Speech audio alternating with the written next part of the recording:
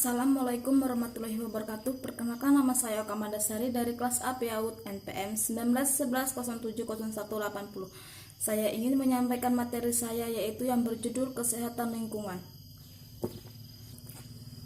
Masalah kesehatan lingkungan merupakan salah satu yang dapat diperhatikan cukup besar, karena penyakit bisa timbul dan menjangkit manusia karena lingkungan yang tidak bagus, bahkan bisa menyebabkan kematian manusia itu sendiri.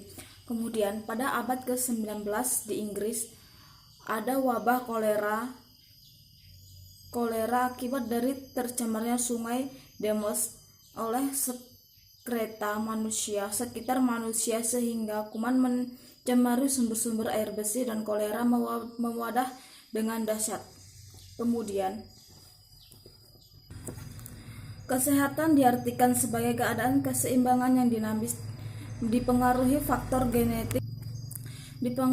oleh faktor genetik, lingkungan, pola hidup sehari-hari seperti makan, minum, kerja, istirahat, dan emosional. Kemudian menurut World Health Organization atau WHO, kesehatan lingkungan adalah suatu keseimbangan ekologi yang harus ada di antara manusia dan lingkungan agar dapat menjamin keadaan sehat dari manusia. Himpunan Ahli Kesehatan Lingkungan atau HAKLI mendefinisikan kesehatan lingkungan sebagai suatu kondisi lingkungan yang mampu menopang keseimbangan ekologi yang dinamis antara manusia dan lingkungan untuk mendukung tercapainya kualitas hidup yang sehat dan bahagia. Kemudian, menurut Erwin Setio Kriswanto, kesehatan lingkungan adalah keseimbangan ekologis terhadap berbagai masalah kesehatan sebagai akibat hubungan interaktif antara berbagai bahan kekuatan memiliki potensi penyebab sakit yang ditimbulkan akibat adanya perubahan lingkungan masyarakat serta menerapkan upaya pencegahan gangguan kesehatan yang ditimbulkan. Kemudian ada 17 ruang lingkup kesehatan menurut WHO. Yang pertama yaitu penyediaan air bersih, khususnya yang menyangkut persediaan jumlah air. Kemudian yang kedua, pengelolaan air buangan yang pengendalian pencemaran termasuk masalah pengumpulan, pembersihan, dan pembangunan. Kemudian yang ketiga, pembuangan sampah padat.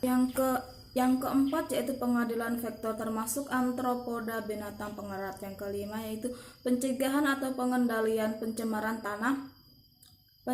tanah oleh perbuatan manusia. Yang ketujuh, pencegahan dan pengendalian pencemaran tanah. Yang kesembilan, higiene makanan termasuk higiene susu. Yang ke-10, pengendalian pencemaran udara. Yang ke-11, pengendalian radiasi. Yang ke-12, kesehatan kerja terutama pengaruh buruk dari faktor fisik, kimia, dan biologis. Yang ke-13, pengendalian kebisingan. Yang ke-14, perumahan dan pemukiman. Kemudian rekreasi umum dan pariwisata. Ada perubahan yang sesungguhnya ditimbulkan oleh manusia sendiri pada umumnya, yaitu perubahan penduduk yang sangat cepat, urbanisasi, industrialisasi, perkembangan teknologi, kemudian kebutuhan yang meningkat.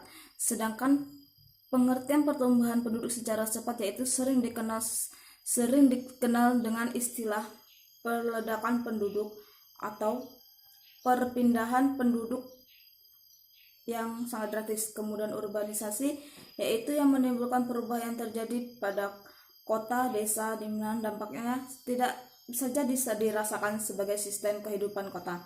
Kemudian industri sendiri menimbulkan berbagai mata rantai implikasi serta berbagai akses secara luas. Kemudian perkembangan teknologi yang sangat cepat khususnya bagi negara-negara yang sedang berkembang. Kemudian kebutuhan yang meningkat yaitu masyarakat meningkatkan kestandaran kehidupan. Kemudian yang B, kesehatan lingkungan bagi Islam, yaitu Islam menilai pentingnya kesehatan lingkungan berbagai dilihat dalam Al-Quran dan hadis. Kesehatan lingkungan tidak bisa lepas dari kajian tentang tujuan penetapan syariat. Contohnya seperti sering disebut juga di sekitar kita, yaitu kesehatan sebagian dari iman. Kemudian yang C, permasalahan kesehatan lingkungan. Permasalahan kesehatan lingkungan di Indonesia yaitu 1. Air bersih. 2. Pembuangan kotoran tinja. 3. Kesehatan pemukiman. Yang keempat, pembuangan sampah sembarangan. Yang kelima, serangga dan binatang pengganggu. Kemudian yang keenam, makanan dan minuman. Kemudian yang arti dari air bersih sendiri yaitu yang digunakan untuk keperluan sehari-hari seperti minum, mencuci baju, untuk memasak, untuk mandi. Yang pembuangan kotoran tinja sendiri yaitu dengan menggunakan jamban yang bersih, dengan menggunakan jamban yang layak dipakai. Kemudian yang kesehatan pemukimannya itu tidak boleh membuang sampah sembarangan dan harus membuang sampah pada tempatnya dan harus menjaga kebersihan di lingkungan kita sendiri. Kemudian pembuangan sampah sendiri yaitu dapat menimbulkan kebanjiran ketika kita membuang sampah seperti makanan cepat saji. Kemudian yang bagaimana upaya kesehatan lingkungan yaitu dibagi menjadi 5. Yang pertama, penyihatan sumber air bersih. Yang kedua,